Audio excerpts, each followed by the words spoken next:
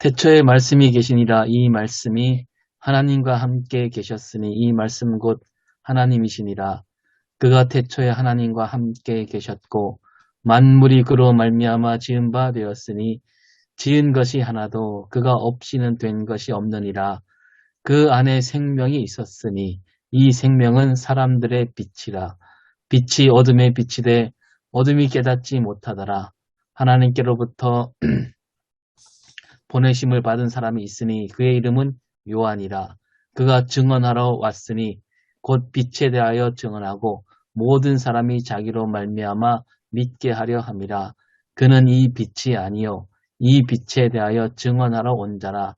참 빛 곧 세상에 와서 각 사람에게 비추는 빛이 있었나니 그가 세상에 계셨으며 세상은 그로 말미암아 지은 바 되었으되 세상이 그를 알지 못하였고 자기 땅에 오매 자기 백성이 영접하지 아니하였으나 영접하는 자 곧 그 이름을 믿는 자들에게는 하나님의 자녀가 되는 권세를 주셨으니 이는 혈통으로나 육정으로나 사람의 뜻으로 나지 아니하고 오직 하나님께로부터 난 자들이니라. 말씀이 육신이 되어 우리 가운데 거하심에 우리가 그의 영광을 보니 아버지의 독생자의 영광이요 은혜와 진리가 충만하더라.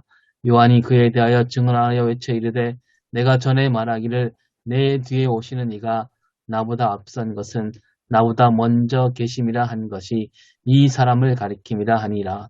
우리가 다 그의 충만한 데서 받으니 은혜 위에 은혜로라.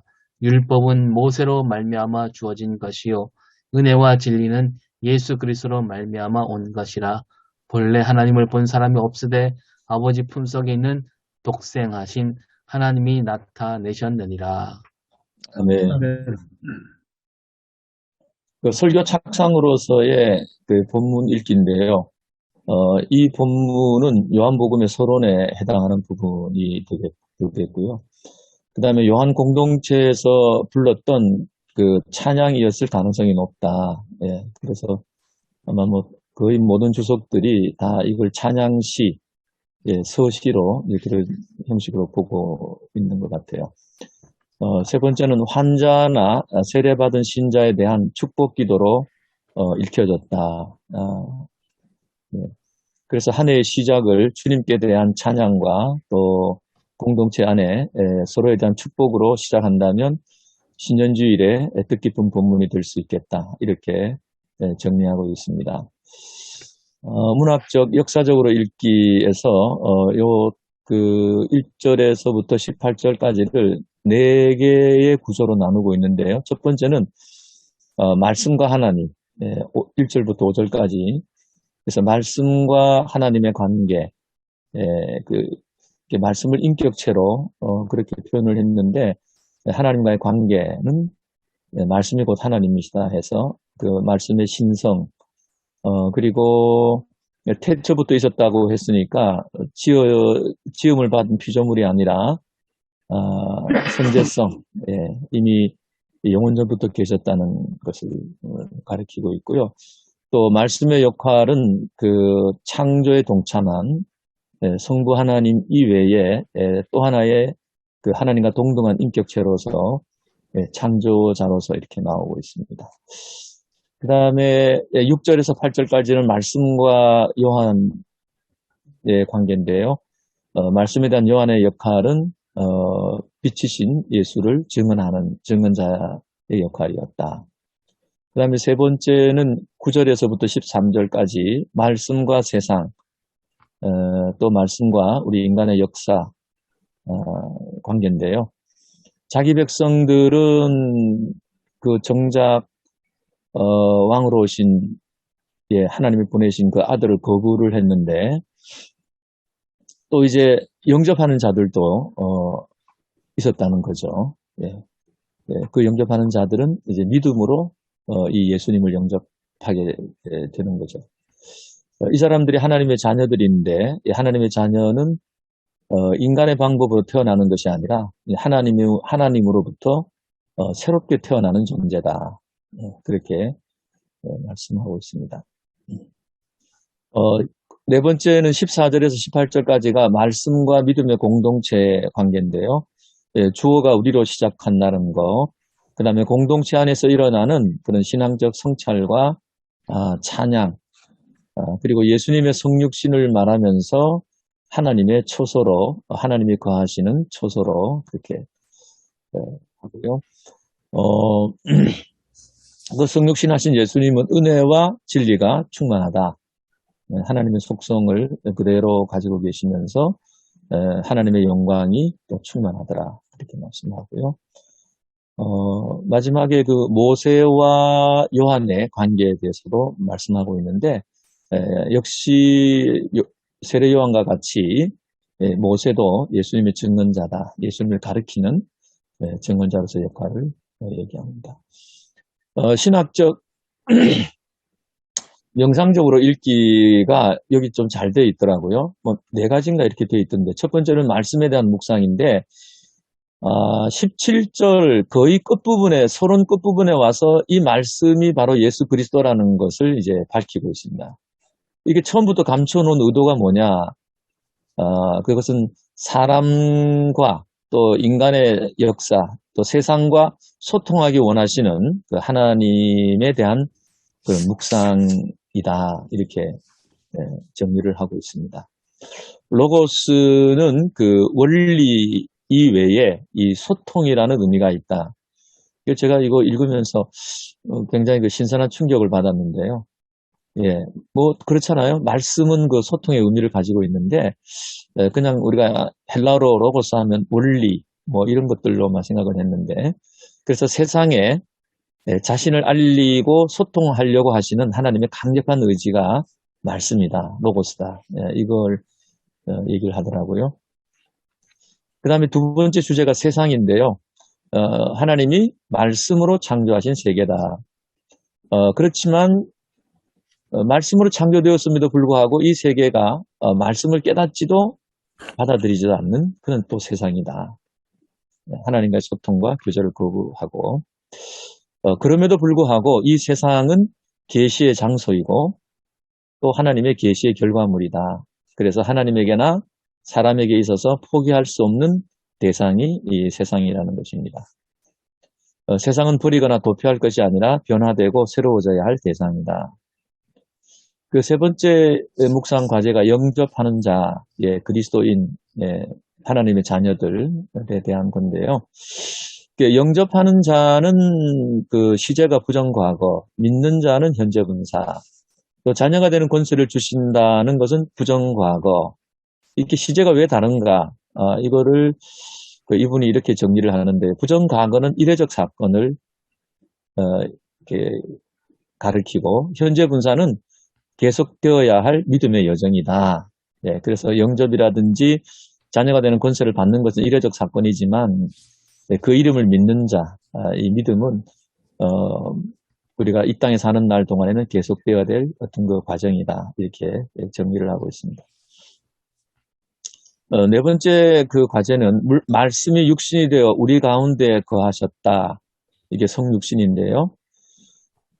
성육신의 의미는 거룩하신 하나님이 인간의 역사 속으로 인간의 몸을 입고 들어오신 아무도 상상하지 못했던 이제 그런 사건이라는 것이죠. 그래서 우리가 찬양해야 할 이유, 우리가 찬양해야 할 이유를 가장 잘 보여주는 것, 하나님의 사람 되신 성육신으로 우리와 같이 되신 그 하나님을 우리가 찬양한다는 건데요. 성육신이 주는 메시지는 1절에 보면 하나님과 함께 계셨던 분이다. 18절에는 하나님 품속에 계신 유일하신 하나님, 독생하신 하나님이라고 그랬고요. 이 하나님이 스스로를 비워서 인간의 몸을 입고 이 땅에 오신 것은 역사상 가장 중요한 사건이 된다. 그래서 그리스도의 자기 비하인데 같은 본문들이 빌립보, 골로새, 디모데전서에 이렇게 나와 있습니다. 우리 가운데 거하신다라는 이 헬라 말의 의미가 그 원 동사가 이게 스케노인데 이것은 스케노라는 천막, 성막을 가리키는 거기에서 나온 말입니다. 하나님의 임재를 나타낼 때 사용하고요. 예수님은 구약의 성막과 성전의 자리를 대신하시는 분이 바로 예수님이시다.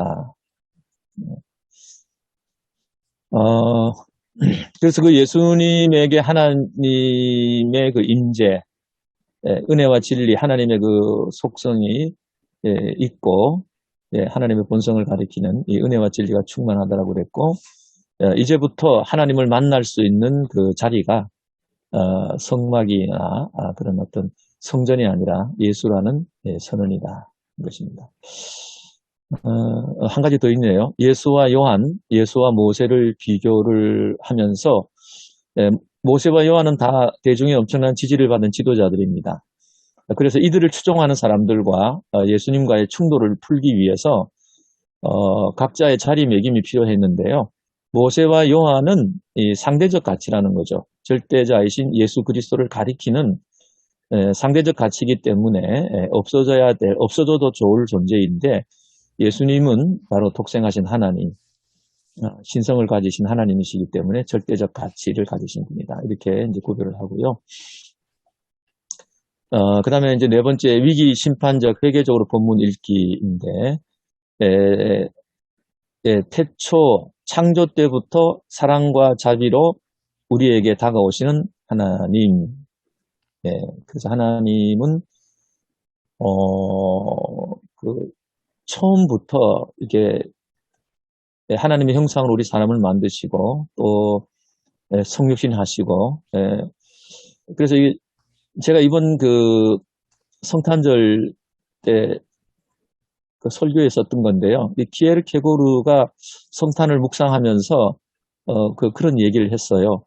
어떤 그 가장 한 왕이 그 거지인 여인을 사랑했다는, 뭐 하여튼 우하니까요. 그런데 이 여인이 절망을 하는 거죠. 왜냐하면 한 나라의 왕이 자기 사랑의 대상이 남편이 될 수 없다는 거죠. 자기 처지를 비관하면서 절망하고 있으니까 왕이 탄식을 하는 거예요. 이 여인을 내가 근본부터 바꿀 수도 없고, 요술을 부려서 뭐 어떻게 새로 태어나게 할 수도 없고, 그래서 이제 게르케고르는 사랑은 상대방을 바꾸는 것이 아니라 자기를 바꾸는 것이다. 이런 말을 했기 때문에 그 이야기에서도 그 왕이 자기가 이제 그 거지인 여인의 몸으로 가운데 이제 낮아진다는 것이죠. 그 여인을 자기 처지로 높여서 사랑의 대상으로 삼는 게 아니고, 자기가 낮아져서 그 여인의 절망을 해결하면서 이제 한다는 건데요. 그래서 그 낮아지시는 하나님, 우리와 소통하시고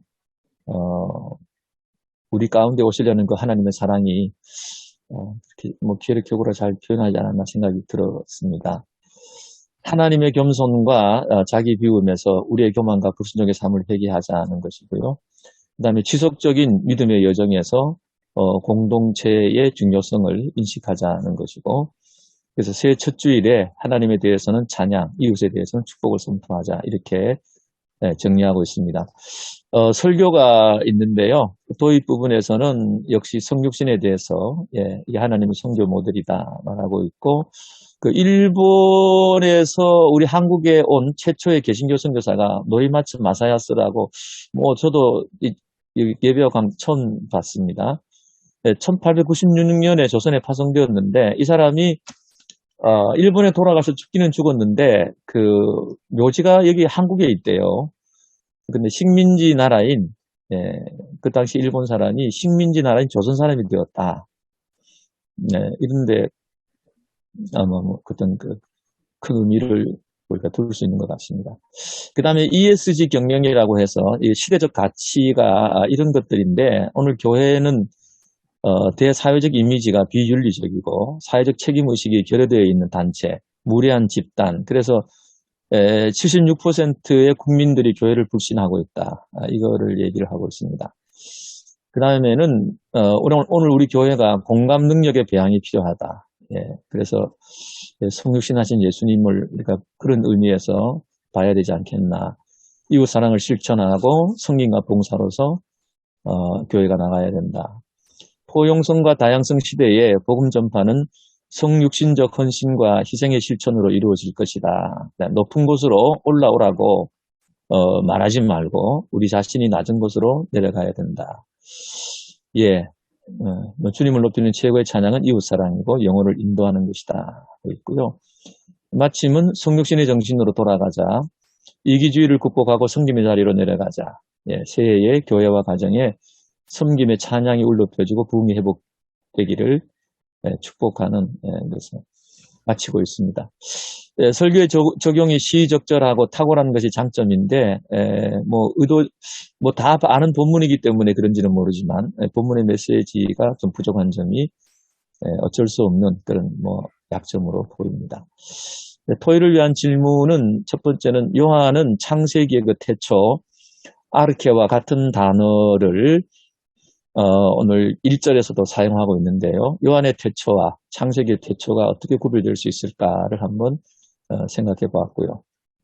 예수님의 성육신을 하나님의 강력한 소통 의지로 보려는 관점이 신선하게 보였습니다. 성육신을 성교적 차원만이 아니라 목회와 교회의 정체성 그리고 그리스도인의 성숙한 삶의 차원까지 꿰뚫는 주제로 확장시킨다면 어떤 변화가 일어날 수 있을까? 이렇게 한번 생각해 봤고요. 바울은 십자가가 하나님의 모든 지혜와 능력의 완성이다. 끝판왕이다. 이렇게 말했던 걸 기억하는데, 그래서 이 본문을 읽으면서 성육신의 원리도 하나님의 모든 지혜와 능력이 여기 들어있는 것이 아닐까. 그런 한번 생각을 해보았습니다. 요한은 13절에 하나님의 자녀는 하나님께로부터 난다고 말했는데요. 구원은 하나님이 먼저 다가오시고 구원의 길을 열어주시고 우리를 인도해 주신 사건이다. 그러나 우리가 스스로 마음을 열어 받아들여야만 한다. 강제로 신앙을 갖게 할 수는 없기 때문이죠. 인간의 의지 없이 복음을 받아들인다면 그것은 인간을 무시한 처사이고 인형처럼 취급하는 일이 될 것입니다. 그렇다면 예수를 영접하는 것과 또 그 이름을 믿는 일, 즉 하나님의 주권과 사람의 자유의지 사이에 일어나는 신비한 협동을 어떻게 이해할 수 있을까? 이것은 우리 조직신학의 문제인데요. 한번 이렇게 생각해 봤고요. 한국교회는 포용성과 다양성의 시대적 가치를 외면하고 교권의식, 문자주의, 도구화된 율법적 신앙으로 배척, 배제, 분열, 차별을 거룩으로 포장하고 있다. 그 결과 공감 능력을 잃었고 사회적 신뢰도는 땅에 떨어졌다. 이러한 위기에서 벗어나기 위한 대안으로 본문에서 찾을 수 있는 메시지는 무엇일까? 이런 것을 한번 생각해 봤습니다. 이상입니다.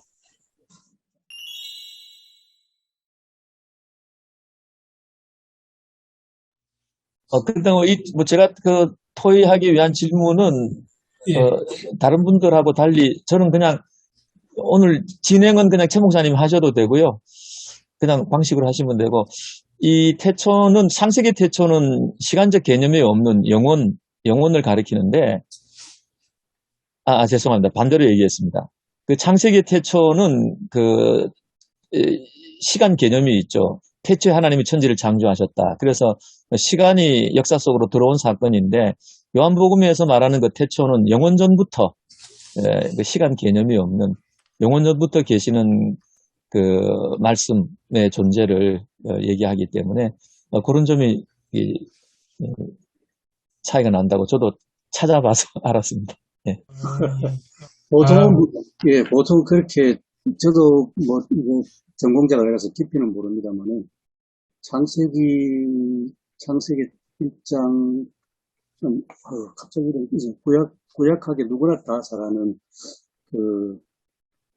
갑자기 이름 생각나. 하여튼 그분 말씀에 따르면 창세기의 기록은 이스라엘 백성이 바벨론 포로 하고 그 이후에 예루살렘에 돌아와 보니까 황폐하고 또 그 옛날에 찬란했던 예루살렘 성은 다 무너지고 성경도 없어지고 그러한 상황에서 태초에 여호와께서 천지를 창조하신 그것을 이제 회상하면서 그러면서 그 하나님 여호와 하나님과 이스라엘 포로에서 귀환한 이스라엘 백성의 어떤 이제 새로운 관계성, 이제 그거를 노래했다는 이제 그런 창세기, 이제 그 시기에 기록됐던 이야기고, 요한복음은 뭐 대체로 하는 이야기가, 이제 복음이 헬라 세계로 이제 들어가니까, 이제 헬라 세계 속에서 토착화도 돼야 되고, 복음의 정체성은 또 놓치지 말아야 되고, 그런 상황에서 저 영지주의자들하고 맞서있는 상황에서, 그래서 말씀하신 것처럼 그 어떤 헬라 세계 속에서의 어떤 시간이 영원 어떤 계산할 수 있는 이제 거기에서 아리우스가 그랬죠. 예수는 피조된 이제 그 세상 모든 피조물보다 앞서서 하나님으로부터 피조된 존재다. 이제 이런 어떤 헬라 사상에 대한 어떤 대응으로서 태초에 하나님 이제 그런 뜻으로 이제 써있다. 우리 보통은 그렇게 이해하거든요. 시간 이해가 쓰는 그 어디에 보니까 이제 우리가 이제 성경 그 창세기 1장 1절과 요한복음 1장 1절을 그냥 우리가 이제 번역한 대로만 보더라도 창세기 1장 1절은 하나님이 세상을 지으신 때를 얘기하잖아요. 하나님이 세상을 짓기 시작하는 때를 태초에라고 했고, 요한복음 1장 1절은 태초에 말씀이 계시니라 그랬으니까 이것은 아직 세상을 짓기 전이죠.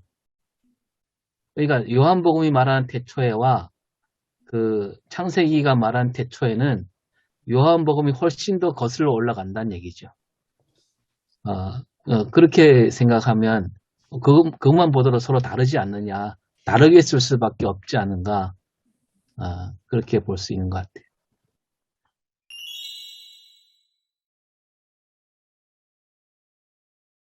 예.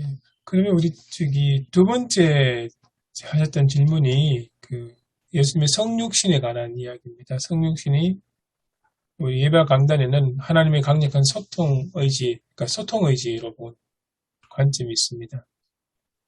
그러니까 이걸 여기에 대해서 조금 더 이야기를 했으면 좋겠습니다. 여기는 성교적 차원으로 많이 나와 있는데요. 이걸 좀 목회와 교회의 정체성 문제나 아니면 그리스도인의 성숙한 삶 이런 차원까지 확장시킬 수 없는가 그렇게 우리 권 목사님께서 질문을 하셨거든요. 여러분 생각은 어떠신가요? 또 오늘 제가 말이 많은데 그 역사적으로 보면 그 성육신에 대한 이해는 일찌감치 교회 역사에서는 보면 뭐 루터보다도 150년 앞서 얀 후스의 어떤 신학은 성육신을 굉장히 많이 강조했습니다. 그 성육신을 강조할 때는 거기에 굉장히 어떤 사회 참여, 어떤 사회 변화, 아까 뭐 킬케고 이야기를 했습니다만, 사람이 변할 수도 없고 변하지 않으니까 하나님이 사람 되셔서 오셨다. 사람 대신 하나님 이 세상에 오셔서 뭘 하시는, 이 세상을 변화시킨다. 굉장히 어떤 그런 강한 메시지가 나와서 이 체코의 후스 전통은 굉장히 어떤 저항성도 강하고 나중에는 완전 민족주의도 굉장히 강해졌습니다만 그런 성신 신학이고 또 뭐 제가 공부했던 블룸하르트도 성육신을 굉장히 강조해서 이제 그를 통해서 그 당시 어떤 비참한 상황에 있는 노동자들 그러니까 성육신 신학을 블룸하르트식으로 이야기하면 목사가 노동자가 된 거죠. 결국은 노동자의 한 사람이 돼서 노동자 속에 들어가서 노동자가 돼서 노동운동을 하다가 목사 자리에서 잘려버리는 그러한 삶을 실제로 이제 사신 분이고 근데 이제 블루마르트 신학적으로 엄청난 이야기를 했습니다. 이게 저는 참 중요하다고 오늘 생각하는데요. 헬라 말은 사르크산입니다. 사르크스 에게네토. 그 말씀이 로고스가 사르크스가 됐다는 것은 그 사르크스는 어떤 한 개인, 그래서 구체적으로 유대인의 사르크스를 포함해서 온 인류의 사르카스죠. 이게 굉장히 보편적입니다. 우주적이고 보편적이고 육신이 됐다면 성육신의 범주가 그렇고 또 더 나아가서 블룸하르트는 그 사르크스에 대한 이해를 사람의 육신뿐만 아니라 이게 참 요한복음 1장에 특히 나오듯이 하나님이 지으신 모든 피조 세계가 다 사르크스라는 거죠. 그러면 성육신은 사람의 육신에만 해당되는 것이 아니라 하나님이 지으신 모든 피조물의 사르크스의 성육신이라는 거죠. 엄청납니다, 이게.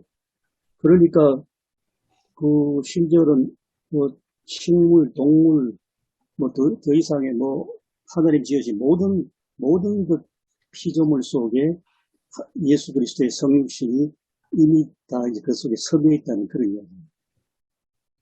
그러면 이게 어떤 자칫한 범신론 아니냐 그렇게 이해하기 쉬운데 그거는 아니라고 보고 왜냐하면 이미 뭡니까 스피노자라든지 쉘링 독일 사상사 이쪽으로 내려오는 중요한 건데 그거는 범신론이 아니라 소위 이제 범죄신론을 해서 하나님께서 만물 안에 계신다.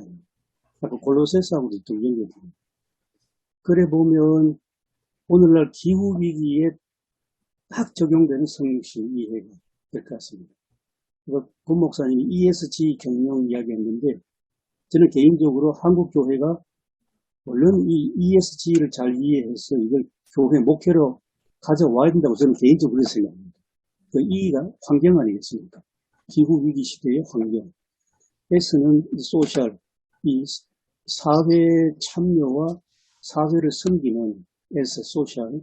그다음에 G는 교회의 어떤 그 지도 체제가 너무 교회들마다 당의 중심에 소수가 지배하는 걸로 되어 있는데 그게 아니라 거버넌스 구조로 새롭게 바뀌어야 되지 않겠는가.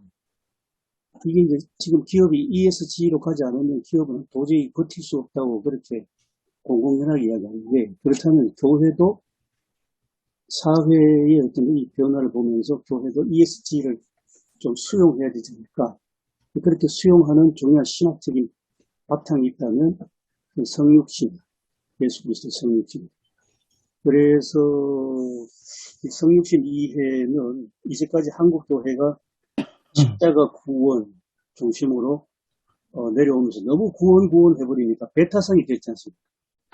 배타적이 되고 다른 사람 인정하지 않고 타 종교에 대해서는 완전히 지옥 떨어질 것 같은 그러한 엄청난 배타성을 막 쏟아내는데 그게 아니라 성육신 신학을 가면 모든 그 우주까지도 포용하는 신학의 넓이와 깊이 목표를 맞추며 그렇게 된다고 생각을 합니다.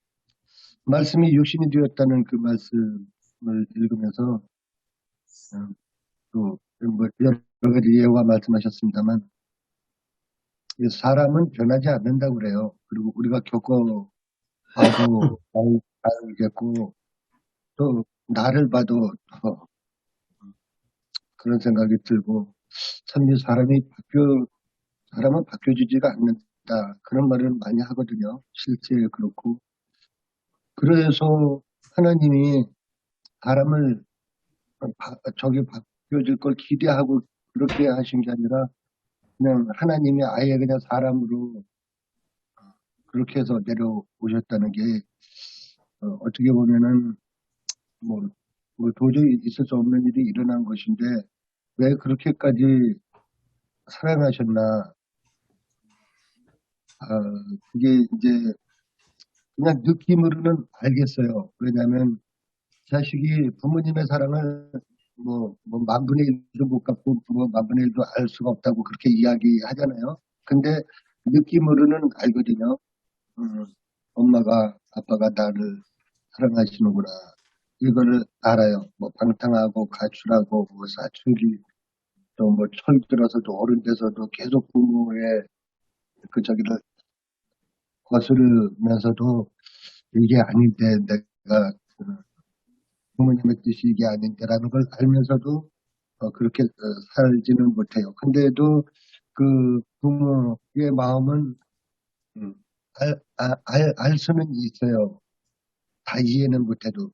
그것처럼 하나님께서 육신이 되어서, 말씀이 육신이 되어서, 그로고스가, 사락스가 돼갖고 이 땅에 오셨다고 하는 게, 이게 사실은 왜 그렇게 하셨나, 참 이해는 되지 않지만, 느낌으로는 그래도 우리가 알 수 있기 때문에, 우리가 또 영적인 존재잖아요. 하나님의 형상을 가지고 있는 영의 존재이기 때문에, 그래서 우리가 그것을 고백하게 되고, 받아들이게 되고, 영접하게 되고, 그래서 하나님의 자녀가 된 것이 아닌가 그런 생각이 들었습니다. 그 성육신이라는 말 한마디가 우리 기독교 신앙을 다 이렇게 담고 있는 것 같습니다. 예수님 이름이 임마누엘이라 그랬는데, 그것도 연결되어지고, 또 하나님 나라가 가까이 왔다라고 말씀하실 때, 그 사람들 생각을 좀 뒤집는 그 말씀이잖아요. 우리가 하나님 나라로 가는 게 아니라 하나님 나라가 우리에게 온다는 거죠. 그 다음에 요한계시록도 새하늘과 새 땅이 우리에게 내려온다 이렇게 말씀하고 있고, 그러니까 이 성육신한 말 한마디 속에 우리 기독교 신앙의 처음과 끝이 다 이렇게 담겨져 있지 않은가. 아까 고 목사님이 그 십자가도 마찬가지로 하나님이 우리에게 내려오셨기 때문에 가장 궁극적인 사건이 십자가 사건이잖아요. 성육신한 말 한마디로 예수님의 탄생부터 종말까지 다 담고 있는 한 단어가 아닌가라는 생각이 듭니다. 또 하나 우리가 한국 교회를 생각하면 성육신은 굉장히 이분법적 신앙을 고쳐주는 것 같습니다. 제가 보기엔 한국 교회는 오늘 현재 지금 봤을 때 거문도는 모르겠습니다. 서울의 교회를 보면 굉장히 어떤 이분법적 신앙 구조 속에서 하늘의 하나님을 잊어버리겠죠. 땅에 먹을 것, 물질, 거기를 자꾸 추구하다 보니까 물신주의에 빠져있는 한국 교회. 하나님도 물질 축복과 번영을 주시면 그게 하나님이 인정되는데, 하늘에 계신 하나님이 상당히 잊어버리는 그러한 한국 교회의 모습을 이제 자주 보면서 이 성육신은 하나님이 사람 되셨다. 변하지 않는 인간들에게 하나님이 사람 되셨다. 이건 오늘날 지금 우리 교회에 굉장한 어떤 메시지를 끌어주시는 거죠. 제가 그러니까 질문을 드리고 싶은 거는 성육신하고 성숙한 그리스도인의 삶에 어떻게 연결시켜서 이해를 할 수 있을까? 그 질문이었거든요. 일단 여기서는 윤리에 대해서는 크게 크게 생각하지 않고, 저나 오 목사님은 하늘로부터 땅으로 내가 가는 것이 아니라 하나님께서 내게 주시는 임마누엘의 은총, 그걸 먼저 생각했습니다. 교인들이 어떤 성육신 신앙을 갖는다고 할 때, 교인들이 먼저 성숙하지 않으면 성육신 할 수도 없는 거 아니겠어요? 성육신이라는 말은 거룩함이 이렇게 이 땅으로 내려오시는 건데, 거룩함을 이루어야지만 성육신이 되는 거지, 교인들이 아주 어린아이 신앙에서는 그런 상태에서는 교인들이 성육신 할 수 없죠. 일단 성숙이란 말을 이제 거룩함으로 얘기한다면 그렇게 볼 수 있는 것 같습니다. 교인들이 먼저 이렇게 성숙한 신앙으로 말하자면 거룩함으로 나아간 다음에 다시 그 거룩함을 갖고 세상 속으로 들어가야 된다. 이렇게 보면 성숙한 신앙과 성육신이 이렇게 연결되지 않을까 생각이 드네요. 저는 하나님이 말씀이 육신이 됐다는 이 말씀이 어렸을 때 어르신들이 그런 말씀을 잘 하셨는데요. 뭐 절단냈다, 절단났다, 뭐 이런 얘기를 하는데, 진짜 이거는 하나님 편에서 보면 진짜 절단낸 일이라고 그렇게 생각이 되고요. 있을 수 없는 일을 하신 거거든요. 그리고 아까 그리스도인의 성숙한 그리스도인과 이거 어떻게 연결이 되겠느냐고. 사실은 우리도 예수 제대로 잘 똑바로 믿으면 우리도 절단날 일이 많이 생길 것 같다는 그런 생각이 들었고요. 성숙한 그리스도인이라고 한다면은 그냥 어떤 우리가 도덕적으로나 어떤 윤리적인 뭐를 자꾸 이렇게 생각하게 되는데, 예수님이 이 도성이신이라고 그러죠. 말씀이 육신이 된 이 사건처럼 우리가 뭐 어떻게 살겠습니까? 이거는 뭐 불가능한 일이라고 생각을 할 수밖에 없고, 그냥 우리가 조금 도덕적으로, 조금 윤리적으로, 조금 이렇게 좀 남들 때좀 어떤 시혜적인 입장에서 이렇게 사는 것으로 우리가 이제 그리스도인의 삶을 우리가 살았다 이렇게밖에 말할 수밖에 없는 그 정도의 입장이지, 하나님이 사람이 된 것에 그것을 우리에게 비춰서 우리도 성숙한 그런 삶을 살아야 된다라고 하는 것은 어불성설에 가까운 그런 일이어서 정말 하나님 입장에서는 큰 절단을 낸 그런 사건이다. 그런 생각이 들었습니다.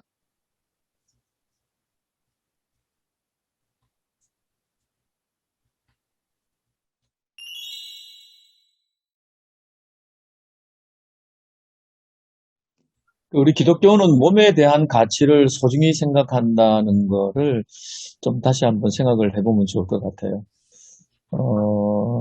몸으로 사는 건 엉망으로 살고, 그냥 진리를 바로 이해하고 알면, 뭐, 그걸로 충분하다고 생각하는데요.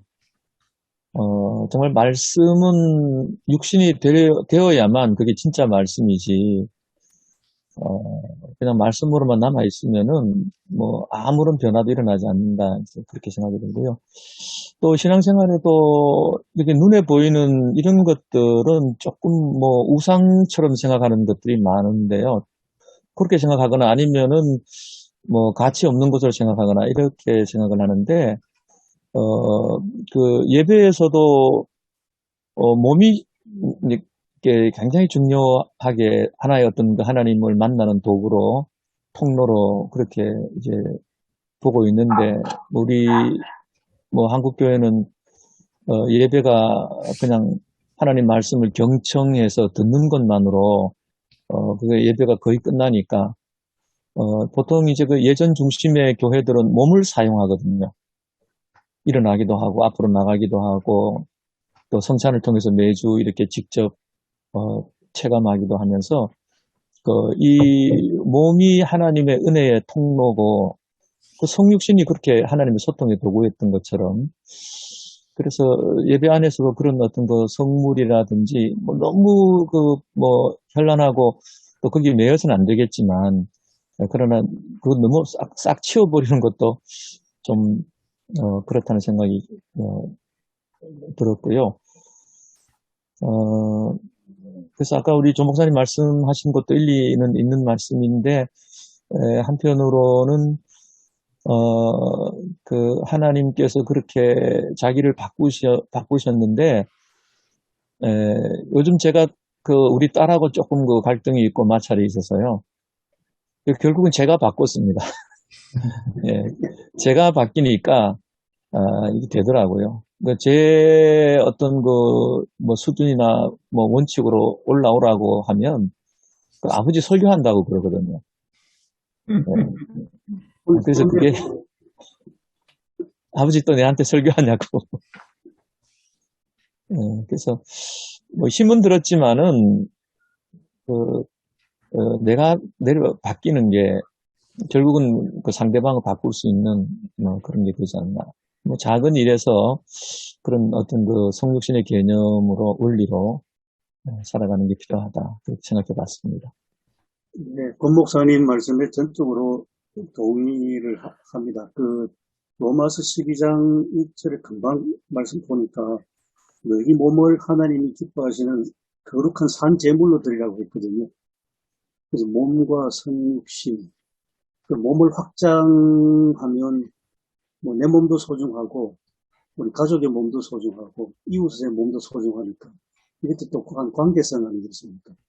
그리고 건강 문제도 속되고 그래서 조금 전에 말씀드린 것처럼 한국 교회가 너무 말씀하니까 예배에서 딱 설교 들으면 막 거의 그 다음은 어떻게 살아가는지 별로 뭐 신경도 안 쓰는 것 같은데 목회 관점에서 그게 아니라 몸을 거룩한 산 제물로 드리라는 것은 몸과 생활까지 다 이게 확장되겠는데 그 먹는 것도 건강한 몸을 위해서 먹어야 되고 그러면 이제 생명 문제 나오고 그래서 성육신 몸 그다음에 1차적으로 예배를 관계 지어가지고 어떻게 보면 이것도 굉장히 우리한테 연구의 주제라고 저는 그렇게 생각합니다. 새로운 예배, 몸으로 드리는 산제물. 예, 그 말씀과 결부해서 결국 우리 예배와 강단이 크게 두 가지예요. 강단은 강단 갱신을 추구하는 것이고 설교 갱신을 추구하는 것이고 예배는 예배 회복을 추구하는 것이거든요. 예배 회복이 뭐냐? 이제 예전 로마서 12장 1절 몸으로 삶으로 드리는 하나님의 말씀을 따라서 그 말씀대로 사는 삶, 그게 예배거든요. 예, 몸으로 삶으로 드리는 참 예배. 영어 성경에 reasonable worship이라고 나왔잖아요. 아주 합리적이고 이성적인 예배, 온당한 예배. 그게 뭐냐? 삶으로 드리는 예배, 몸으로 드리는 예배, 산 제물로 하나님께 드리는 거. 그래서 내가 그 목회도 많이 강조를 했습니다만은 축도는 예배 끝이 아니라 예배 시작이다. 그래서 내 친구 어느 목사는 축도할 때 뒤로 돌아 서게 해요. 그래서 여러분 이제부터 예배의 끝이 아니라 예배 시작으로 갑니다. 라는 그런 상징으로 이제 일상생활이 예배다. 삶으로 드리는 예배다. 그러니까 지금 예배를 갑니다. 여러분들 삶의 현장에서 진실로 참 예배를 드리십시오라는 그런 의미로 축도할 때 좀 뒤로 돌아서게 해서 축도를 한다는 그런 얘기 참 의미 있는 거잖아요. 네, 그런 의미에서 우리 예배 강단이 처음부터 35년 전에 시작할 때 어떻게 하면 한국의 강단을 새롭게 할 것인가. 그리고 그 강단을 새롭게 하고 그 말씀을 따라서 삶으로 사는 예배를 어떻게 회복할 것인가 하는 두 가지 축이었거든요. 그런 의미에서 저는 오늘 이 본문이요. 새로운 한 해를 시작하는 신년 설교로서 너무나 중요한 본문이고 또 이두희 교수가 참 주석을 잘 했고요. 그 다음에 이제 그 설교하신 분이 이제 성결교인데 일본 선교사 얘기했잖아요. 예, 이 동양선교입니다. 일본에서 온 선교사 동양선교. 이 선결교가 동양선교랑 연결이 되어 있거든요. 그래서 이분이 이제 성결교 목사인데 아주 설교를 잘 썼더라고요. 그런 의미에서 성육신 이 문제.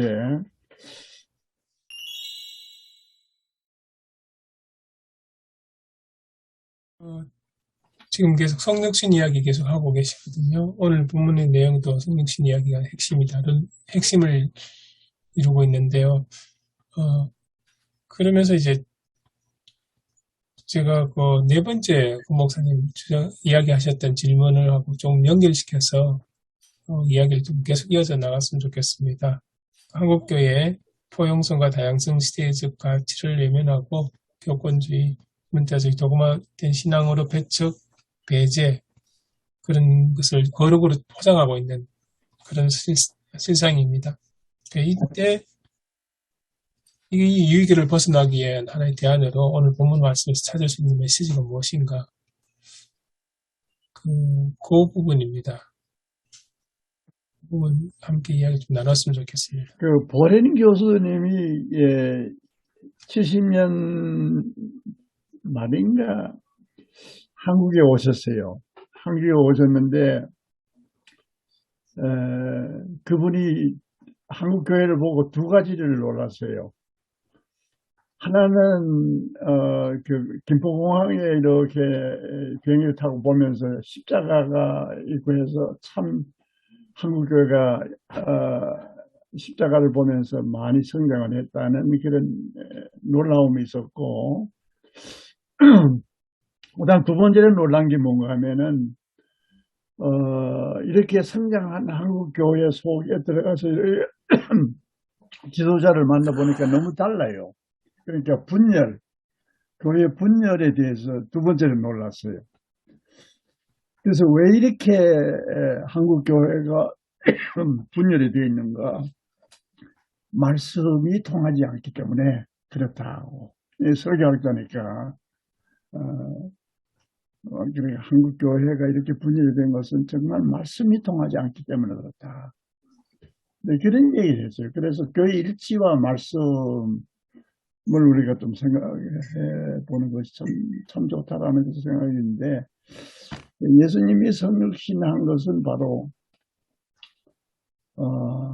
이게 정말 그 소통, 사람과의 소통, 굉장히 중요한 주제라고 생각이 들지네요. 네. 제가 어떤 계기가 있었는데, 그 교회가 성육신을 우리가 그 성육신하지 않는 교회는 진정한 교회가 될 수 없다 그런 생각을 한 벌써 작년인가 그 계기가 돼서 그런 어떤 생각을 한 적이 있었습니다. 성육신 사건 계속 반복되어야 된다. 그리고 목사도 성육신 사건을 계속 반복해야 된다는 거죠. 그래서 이제 그거 상관없이 뭐 우리가 계속해서 우리가 이것들이 교회도 그렇고 성도들의 삶도 성육신이 계속 반복되어야 한다. 그런 생각을 한번 계기가 돼서 한 적이 있었습니다. 이건 조금 다른 얘기인데요. 아까 이제 발제하시면서 이제 로고스 얘기도 나왔지만, 이제 이 말씀을 이제 로고스를 이제 말씀으로 이제 번역을 할 수 있잖아요. 근데, 이제 우리 세계의 언어 가운데 이 말을 말씀으로, 말과 말씀이 따로 있는 언어가 없다 그러더라고요. 예, 영어에서도 없잖아요. 예. 그냥 대문자로 쓸 뿐이고. 근데 우리나라 말은 말이 있고 또 말씀이 있다는 거죠. 근데 이 말씀이 뭐냐? 단지 높임말이냐? 그렇게 말하는 게 아니라, 왜냐하면 높임말에 위에 분이 나에게 말할 때 그 말씀하신다 그러지만, 또 내가 위에 분한테 말할 때도 말씀드리겠습니다 이렇게 얘기하잖아요. 그러니까 이게 말씀이라는 게 단지 높임말이 아니라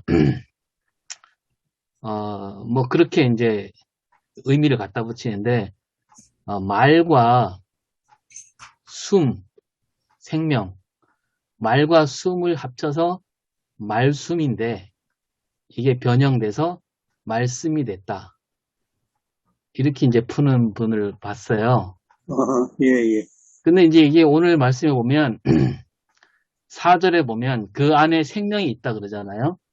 이 그라는 말이 말씀이잖아요, 앞에. 말 안에 생명이 들어있는 말이 바로 말씀이다. 네. 그래서 그렇게 이제 풀어서 얘기하는 걸 들었는데, 의미가 있다고 생각합니다.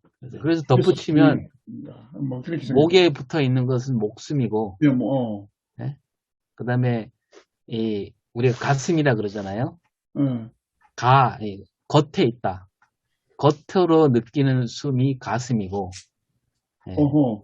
그 다음에 이제, 우리가 그냥 웃음. 우리가 웃을 때는 하늘을 보고 이제 박장대소 하면 하늘을 보고 웃잖아요. 위로 쉬는 숨을 웃음이다. 네. 아이고, 재미있는 말씀이네. 진짜 재미있는 말이네요. 순명. 한숨은 뭡니까? 한숨. 한숨. 한숨. 웃음. 큰 말씀. 숨이겠죠. 아이고, 참. 숨, 예. 그, 소위, 라우흐. 기. 그래서 이게 로고스하고 이게 말씀하고 너무 잘 맞아떨어지는 거야. 네. 저는 다시 한번 그 느끼는 게, 우리 하나님이 성경에만 모든 걸 계시하신 게 아니라, 일반 뭐, 다른 종교나 철학이나, 거기에도 하나님의 계시가, 있다는 그런 생각을 뭐, 이게 안 할 수가 없는 거예요. 또 아까 말씀하신 그 말숨이라는 거, 뭐 그분이 뭐 신학자가 아닐 것 같은데, 근데 그렇게 자기는 깨닫거든요. 근데 성경이 있어요. 그 안에 생명이 있었다고. 그런 거 보면은, 정말 우리가 정말 그 타종교와 대화라든지 또는 기독교만이 어떤 진리를 독점하고 있다. 이런 생각은 조금 우리가, 좀 놓는 게 좋지 않겠나 는 생각이 드네요.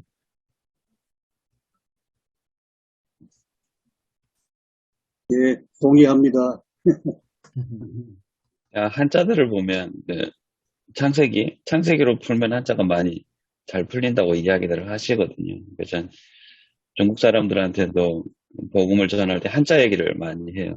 노아 형수 사건 그 8명부터 해서 금할 때 꼭 2명 사람 이자가 2개씩 들어가거든요. 금한다는 표현에는. 그래서 그것들 그러게 이야기하는데, 그러면서 제가 오늘 들으면서 이제 이건 저의 질문. 지금 계속 말씀이 육신이 되는 거잖아요. 그리고 이 말씀이 저희들의 삶으로 돼서 그걸 증거하는 삶으로 드리는 말씀의 삶을 살아야 되는데, 그러면서 아까 그 분열 이야기 하셨잖아요. 그래서 말씀이 통하지 않기 때문에 분열을 한다.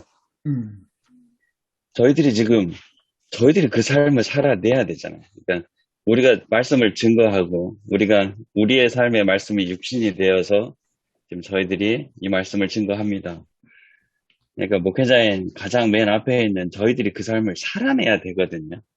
그러니까 구체적으로 그러니까 이번에는 분명히 이번 주에 다 말씀이 육신이 되어서 살아야 합니다를 설교하실 텐데, 구체적으로 좀 뭔가를 그들에게 제시를 해야 되지 않을까요? 그렇다면 목사님들의 삶에서는 어떤 것들을 제시하실 것인지가 저는 궁금합니다. 분명히 이렇게 두리뭉실로만 하게 되면 말 그대로 그들은 또 듣고 말 거거든요. 그래서 되게 구체적으로 그들에게 우리 목회자의 삶이 우리는 말씀이 이렇게 육신이 되어서 살고 있습니다를 좀 제시해주는 편이 낫지 않을까. 그러면 이제 목사님들은 어떤 것들을 제시를 해주실 건지 궁금합니다. 가장 어려운 숙제 중에 하나인데요. 목사님, 어떤 사모님이 이불을 싸들고 강단으로 올라왔다 그러는데, 예, 강단 위에서는 그렇게 좋은 사람이 집에 오면 그냥 말도 없고 그냥, 막, 어떤 데는 막 폭력도 하고. 근데 이제 목사가 말한 대로 산다는 게 그게 참 어려운 것 같고, 그러나 또 한편으론 조금 결이 다르지만, 목사는 어떻게 보면 이제 말하자면 군대로 말하면 지휘자잖아요, 지휘자. 근데 그 장교가 아무리 능력이 있어도 그 장교가 먼저 나가고 그 적군하고 싸우면 그거 안 되잖아요. 장교가 그것을 죽어버리면 안 되잖아요. 그 장교는 전체를 통솔하면서 적재적소에 이제 군인들 배치하고 보내고 작전을 지시하고 해야 된다라는 측면에서 좀 핑계 같지만, 목사는 물론 어떤 본이 되는 삶을 살아야 되지만 모든 생활에서 그 본보기가 되는 그 삶의 구체적인 영역까지 들어가서 그렇게 해야 된다는 것은 어떤 지휘자라는 측면에서 봤을 때는 좀 이렇게 거기에 안 맞지 않은가. 네. 그러니까 성도들이 그렇게 살도록 만드는 일을 해야 되지 않나. 네, 삼사관학교에 있었거든요. 군대를. 삼사관학교에 있었는데, 저는 그 장교들 교육 받으면서 이제 하병으로 갔는데 삼사관학교에 있었는데, 저교로 훈련시키면서 느꼈던 게 뭐냐면, 와, 장교들 훈련이 어마어마하게 힘들구나. 사병들은 40km 하지만 장교들은 100km를 하더라고요. 그리고 저희들은 4주 교육받지만 거기들은 거의 한 1, 2년을 교육을 받고. 그러니까 그들이 지휘를 하기는 하지만 그 모든 과정을 뛰어넘었다는 거죠. 사병보다 훨씬 많은 과정들. 그러니까 그래서 지휘를 할 수 있고 그래서 말을 할 수 있는 거더라고요. 저는 그냥 대충 막 거기 뭐 육군사관학교나 삼사관학교 가서 그냥 공부하고 뭐 그런 걸로 생각을 했었는데 직접 보니까 훈련이 정말 10배, 20배 이상 더 강도가 훨씬 높더라고요. 그래서 지휘를 할 수 있는 거더라고요. 그래서 저는 이제 설교할 때마다 많이 느끼는 게, 이들에게 좀 보여줘야 되지 않나. 그러니까 말하는 것보다는 삶으로 실천해야 되지 않나를 훨씬 더 중요하게 생각하고 있어서, 그러니까 이번 주에도 뭔가를 또 얘기를 해드려야 할 텐데, 네, 어떤 이야기를 해드려야 될까? 그렇게 생각해요. 우리 목사가 설교자로서, 말씀의 봉사자로서, 말씀과 기도하는 일에 전념하는, 목숨을 거는 이것보다 더, 말씀이 육신이 되는 삶이 어디 있겠는가. 그래서 말씀과 기도하는 일에 온 생을 바치는, 목숨을 거는, 순명을 다하는, 전념하는, 그 이외에 뭐가 있겠나, 그렇게 생각이 되어지네요. 그거를 못하는 게 우리의 잘못이 아니겠는가, 그렇게 생각이 되어집니다. 그래서 보른교수 설교 제1장이 정열을 다하여라는 제목이에요. 목사가, 말씀의 봉사자, 설교자가 정열을 다하여, 정열은 여기에 패션입니다. 고난입니다. 순환입니다. 예. 그러니까 설교자는 하나님의 말씀을 받아 그것을 전하기에 정열을 다하는, 목숨을 거는, 고난을 다하는, 여기부터 그분의 설교가 시작이 돼요. 그런 의미에서 이제 목사가 할 일은 그것 이외에 무엇 있겠는가. 기도와 말씀 연구하는 일에 목숨을 거는, 정열을 다하는, 전념을 다하는 그 일이 우선이 아니겠는가. 뭐 그렇게 생각합니다. 이사오 목사님 그 말씀 뭐 어떻게 하셨던가. 그래서 훈련량이 다르죠. 저는 그 하사관 학교 6개월 또 훈련 받았거든요. 병들은 뭐 5주 받는데, 그 훈련량이 장교도 다르죠. 근데 그런 어떤 것보다도 어떻게 우리가 해야 될 건가라고 하는 거는, 우리가 보면 목사들이 오랫동안 말씀을 독점하는 사람으로 했기 때문에 자기 어떤 권위의식을 은근히, 권위의식이라든지 자기 말이 옳다라는 생각에 좀 많이 빠져있거든요. 오랫동안 하다 보면. 내가 혼자 진리만 나 혼자 진리를 얘기한다. 뭐 그런 생각을 많이 하게 되는데, 이게 아니라, 누구죠? 문익환 목사님이 이호덕 선생이 쓴 그 책에 보면 이게 나옵니다.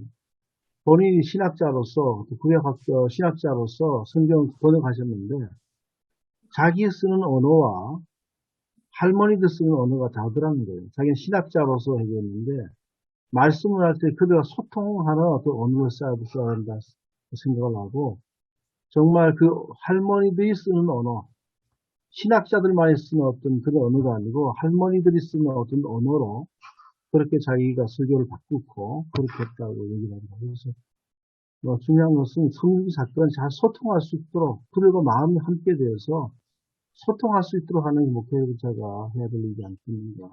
무조건 따라라. 무조건 내가 따라라 그런 것이 아니고 함께 갈 수 있도록 함께 손잡고 잘 소통하고 하는 것이 우리가 목회자가 성경 사건들 보여주는 것이 않겠나 그런 생각이 듭니다. 예, 저도 그런 생각인데요. 아까 우리 이상원 목사님 성육신 목회 또는 성육신한 목사가 자기의 어떤 삶의 예가 있어야 되지 않나 할 때, 우리가 듣기에는, 이제 그냥 말문이 막히는, 감히 어떻게 그게 가능할까? 근데 가만히 생각해 보면 성육신, 육화라는 게 다 다르잖아요. 다 예수님처럼 되는 건 아니거든요. 농부는 진짜 농부가 되는 게 그게 성육신 된 거고, 뭐 우리 김종일 목사님 말씀하신 것처럼 목사는 진짜 목사가 되는 게 그게 성육신 된 거고, 그래서 그 자기 삶의 자리, 예, 예를 들면 저는 또 아버지이기도 하니까 그 아버지로서의 어떤 그 성경에 나와 있는 그 말씀대로 내가 이렇게 살아가려고 애를 쓰는 거, 그것도 내 삶의 자리에서 말씀이 육신이 되는 그런 것이 될 수 있다고 생각이 들어요. 그래서 너무 어렵게 생각하지 말고, 예, 거창한 그런 뭐 어떤 그 주제로 뭐 주제는 그렇지만은 그래도 적용 부분에 있어서는 각자가 자기 삶의 자리에서 주어진 현장에서 말씀을 육신으로 살아내는 거, 그렇게 하면 어떨까 생각이 듭니다. 그리고 우리가 특히 오랫동안 신앙생활 분들이 마을 사람들과 소통하는 걸 잘 못하거든요. 언어 자체가 달라요. 쓰는 말 자체가 다르고, 오랫동안 교회 있다 보니까, 좀 이렇게 전부 다 각기 살고 있는 사람들을 좀 밑으로 보는 경향들이 있습니다. 우리는 정말 진리를 추구하고, 추구한다고, 또 목회자들이 또 그런 것들에 대해서 조금 잘 부양시키잖아요. 그러니까, 마을 사람들하고 소통하고, 마을 사람들 갖게 되어서 소통하는 방법들을, 신앙생활을 오래 하면 할수록 그 소통이 잘 안 됩니다. 그래서, 그게 결국은 그들과 함께, 그들과 같은 말을 쓰고, 또 같은 생각을 좀 가지고, 같이 공감하고 하는 것이 정말 중요하다. 그래서, 설교를 한다면 좀, 주위 사람들과 잘 소통할 수 있는, 그때 우리가 성육신에 공감하고 소통하는 것이 그런 해가 됐으면 좋겠다라고 하는 것도 괜찮을 것 같습니다. 참 이상하잖아요. 신앙생활 오래 한 사람들, 전통이 오래된 교회일수록 세상하고 자꾸 담이 높아지거든요. 참 그게 왜 그렇게 되는지. 예. 오늘은 거의 마무리가 소통으로 가는 것 같습니다. 말씀이 육신이 되어서 우리에게 임하면 소통하는 걸로. 그러니까 얘기 들어보면서, 그러니까 어떻게 결론을 내야 될지 거의 감이 안 왔었거든요. 오늘 본문이. 근데, 오늘은 소통으로, 결론을 내야 되겠구나. 그러니까 해버렸습니다. 장벽을 깨는 힘은 말씀의 힘, 성령의 힘이란 말이에요. 그래서 말씀이 통하도록 우리가 해야 되겠다. 우리가 좀 범하고 있는 오류가, 우리가 보수적인 것인지, 진보적인 것인지, 이끌어야 된다는 생각들이 좀 있거든요. 그런 이끌어야 된다고 하는 거, 그러니까 노동자에 들어가서 노동자들을 각성시켜야 된다고 하는 거. 그런 것에 대해서 좀 우리가 생각을 다시 한번 해봐야 되겠다 싶은 생각이 들고요. 그 다음에 이제, 좀 전에 얘기처럼 교회 생활하면 왜 그런가, 특권 의식과 우월 의식들이 좀 생긴다는 거죠. 마치 유대인들이 선민 의식처럼 교회 생활 오래 하면은 특권 의식과 선민 의식이 생긴다. 목회자들도 좀 이렇게 목회에 좀 그런 것들을 잘 하기 위해서 특권 의식이나 우월 의식을 자기도 모르게 얘기한다든지 그렇게 하는 경우가 참 많이 있다고 보거든요. 그래서 제가 이제 좀 더 오늘 아침 새벽 기도에도 그런 얘기를 말씀을 전했는데, 새벽 기도에 나온다고 해도 신앙이 등급이 1등급이고 2등급이고 그렇게 아니다. 우리가 또 그런 것들을 한다고 해서 신앙이 더 영성이 있고 그런 건 아니다. 각자가 다 다를 뿐이다. 그런 말씀 아침에 전했습니다.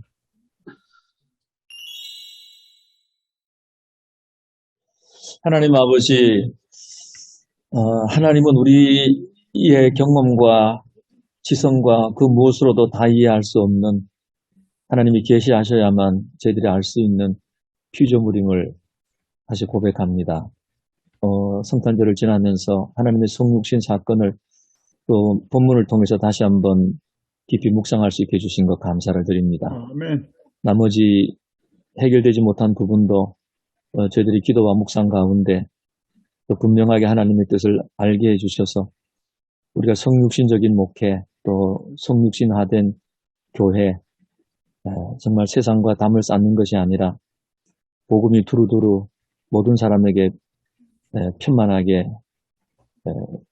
전파되고 또 모든 사람이 하나님의 사랑의 대상임을 또 저희들이 깨달으며 우리가 하나님의 그 기쁘신 뜻에 다가갈 수 있도록 우리 모든 목사님들과 또 이번 말씀을 본문으로 또 선포할 때 준비하는 모든 과정에 성령님께서 함께하여 주옵소서. 예수님의 이름으로 기도드립니다. 아멘. 네, 수고하셨습니다. 수고하셨습니다. 수고하셨습니다. 네.